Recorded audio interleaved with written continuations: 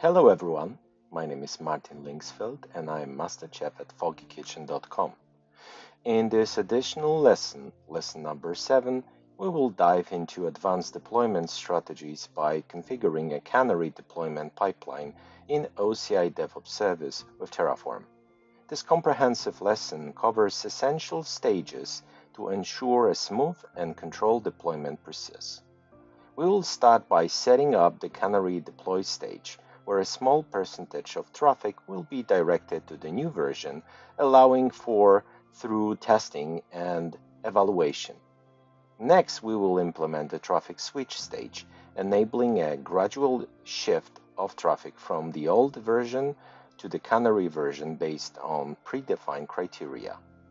To maintain control and mitigate the risk, we will introduce the prod release approval stage, where designated approvers can review and provide a green light for the production release. Finally, we will execute the production release stage to deploy the Canary version to the full production environment, ensuring a seamless transition. By the end of this lesson, you will have a deep understanding of Canary deployment and the necessary expertise to configure these advanced deployment stages within OCI DevOps service confidently. Join us to elevate your deployment practices and optimize your release management. Here is a topology diagram of this 7th lesson. As you can see, we are still using OCI cluster. We have a DevOps project with 2 pipelines, one for building, another one for deploy. The only difference is here.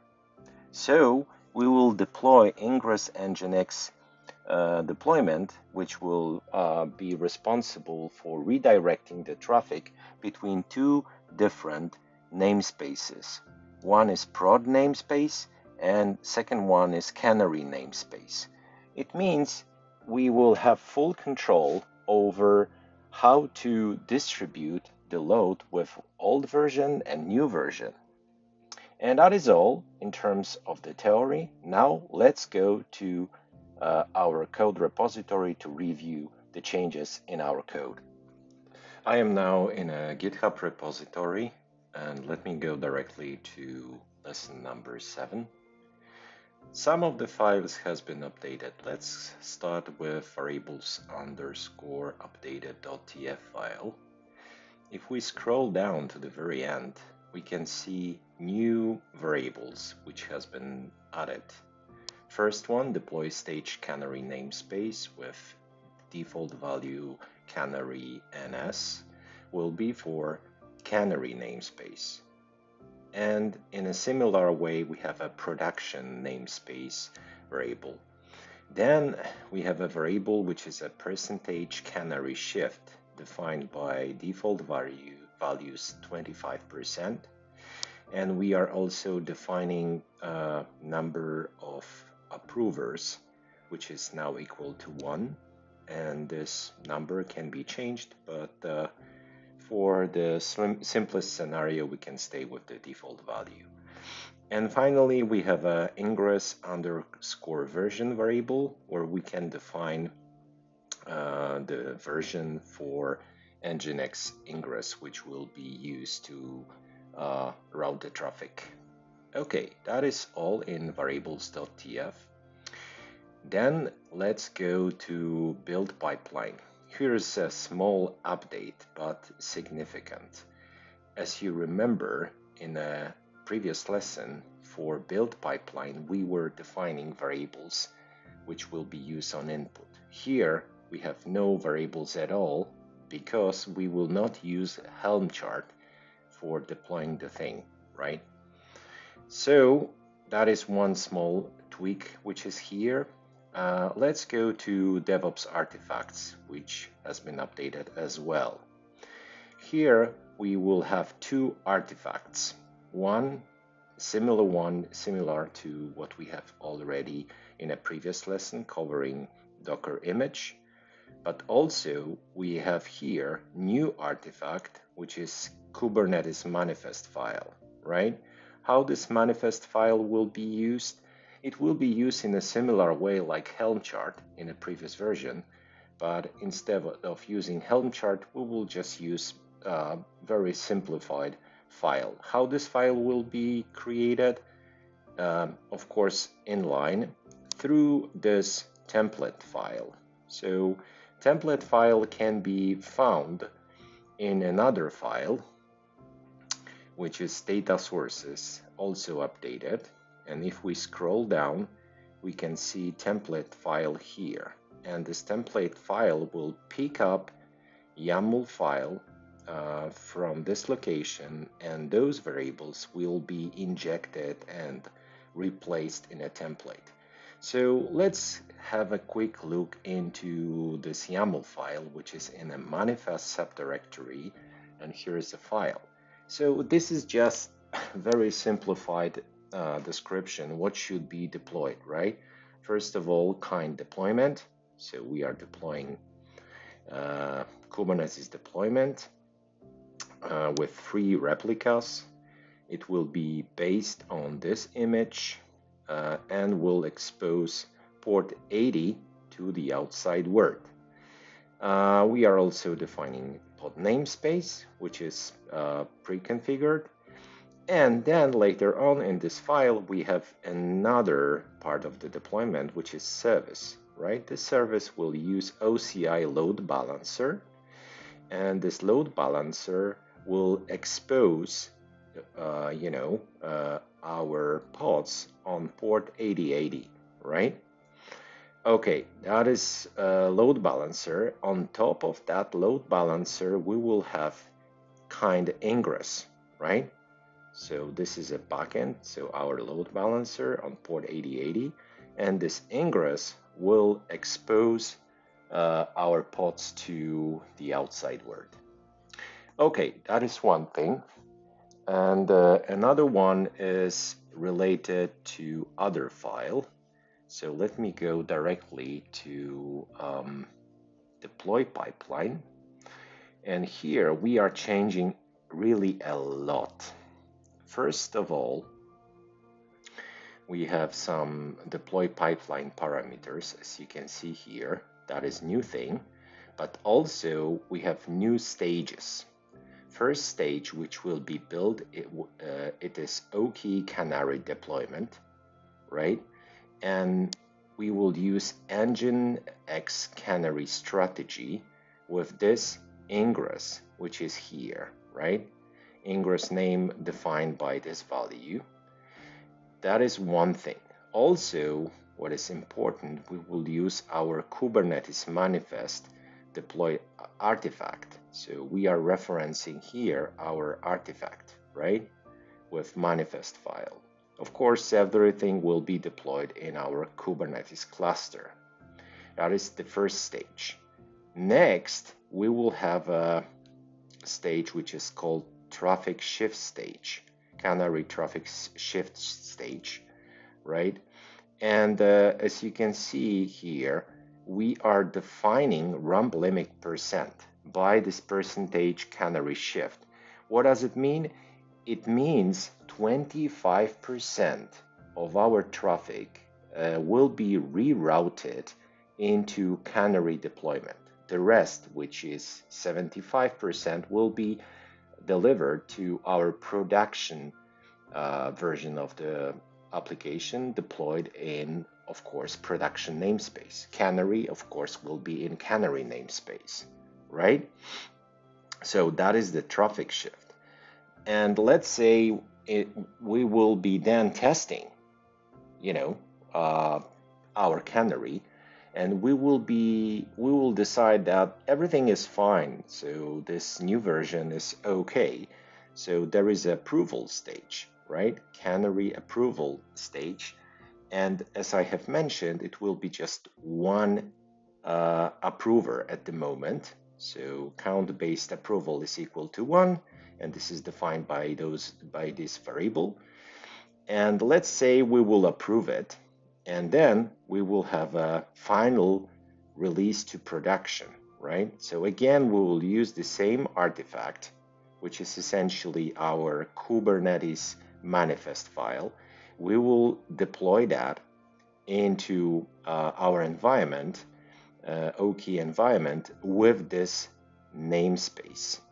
So what does it mean? What does it mean in practice? It means this 25% in Canaries will be moved into production. So after this stage, our production will be equipped with new version, and it will be 100% of the traffic. And that is all in regards to stages.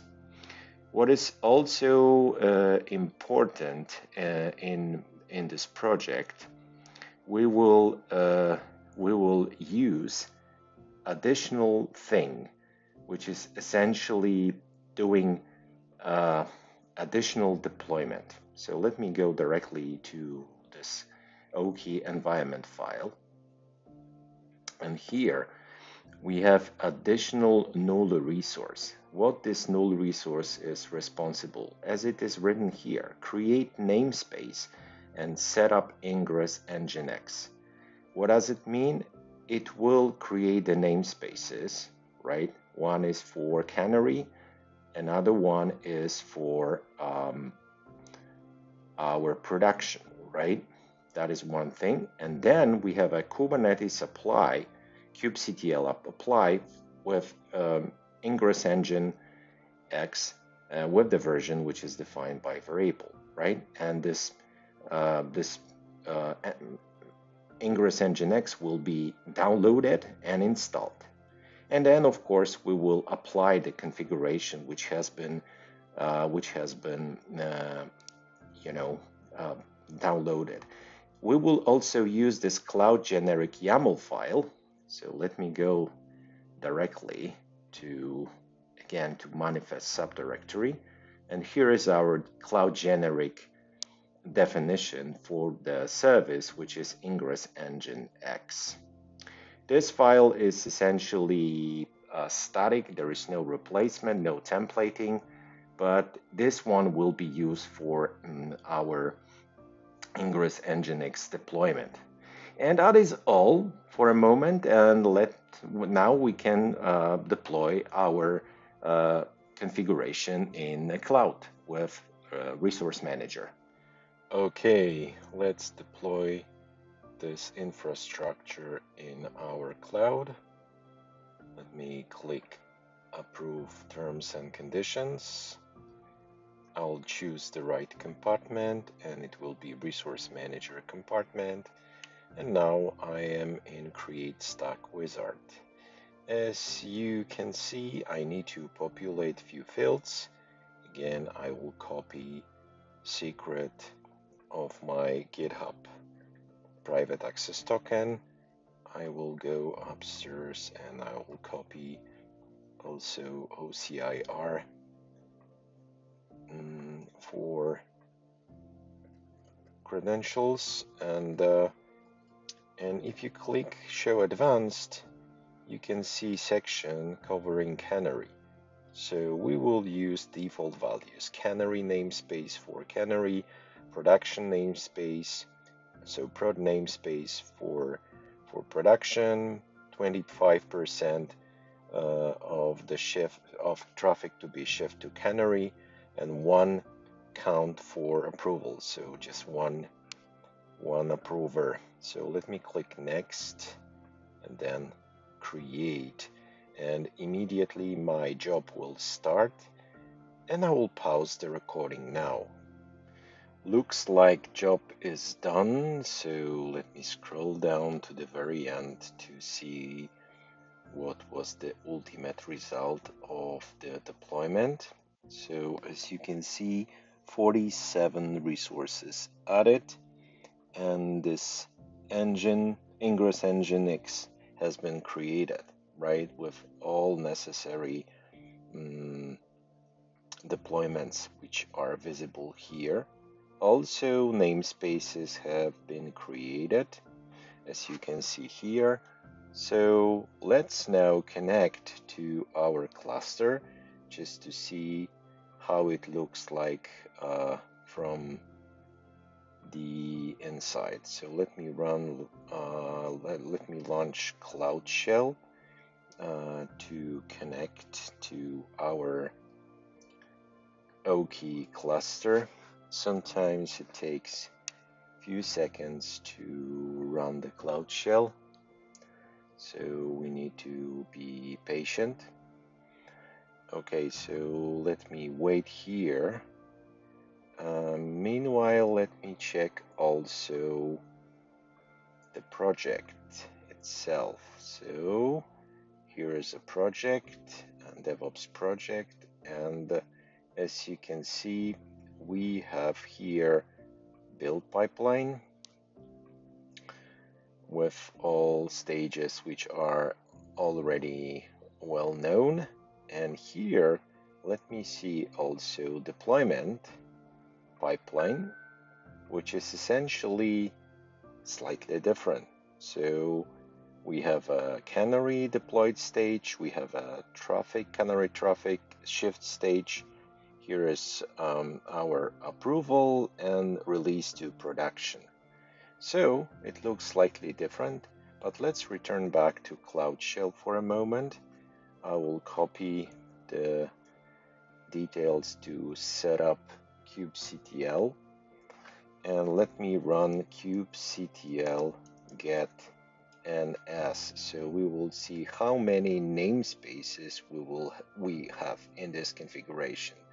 So as you can see, we have a Canary namespace, we have a Ingress Nginx namespace, and we have prod namespace. If we run kubectl get services, and we will ask for all namespaces to be included, then we will see few things, right? We will see this configuration of Nginx, and the especially important one is here.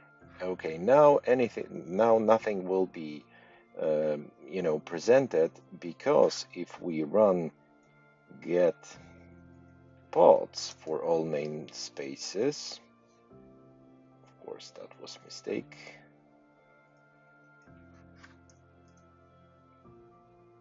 If we run get pods, so the only pods which are essentially other than kube system namespace are located in our Ingress Nginx namespace, right? So no Canary deployment, no production deployment. Okay, that is the starting point of our exercise. So now we can go directly to DevOps project, and we can run build. This build will be triggered it will be triggered manually for the first time, and now we will wait. I'm assuming build will finish, and then in a cascade deploy pipeline will be triggered, and I will return back to this place when it will be done. So let me pause the recording now. Okay, looks like build is finished.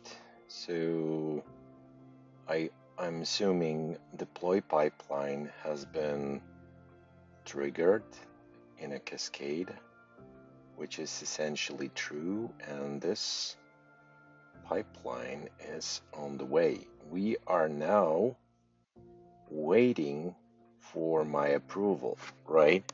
But before going to approval, let me check something, and I will run again this command, so just to see the result. So as you can see, now we have just Canary, right? So we need to have also production. So let me, for a first run, approve. Go for it. And after a while, I'm assuming we will see, two namespaces populated with pods. So let me pause the recording now, and I will wait. Approval is done, and release to production is finished. So if we go here, we should see both pods for Canary namespace and production namespace. So let's pick up again the IP address, which is here, and I will access this web page. As you can see, we are now capable to access only one version of the code, right? Super. Okay, so now let's move on to our code. But before we will go to the code of this web page, let me do some small trick here, meaning I will go to code repository and I will change the interval of mirroring from default, which is essentially a lot of minutes, into just 2 minutes. So it will speed up the reaction upon any commit in GitHub, right? So that is done, and now I can essentially go to my GitHub repository with the web page, and let me go to the source, and I will go to blog, and here I will change to Canary. So I will do this thing, Canary test, and I will commit the changes. And those changes are now in a repository, right? So I'm assuming sooner or later mirroring will happen here and the file will be replaced, right? Now I'm assuming, oh, it has already happened. Super cool. So I'm assuming very quickly trigger should trigger yet another build. So let me go to the build, and we need to wait here for another build to be triggered. So let me pause the recording now. As you can see, there is a new build which is ongoing, which has been triggered. So if we go here, we can see that, right? It has been triggered by the change, and this change is here. So this is exactly what we have added, right? Okay, fair enough. So let's go to this build. This build is ongoing. So again, we will pause the recording until the end of this job. Looks like build is finished, so let me go to deployment pipeline just to see where we are here. And as you can see, we are here, just waiting. It is waiting now for my approval, right? So let me check one thing from Kubernetes perspective. So as you remember, this is IP address, and let me reload this page, okay?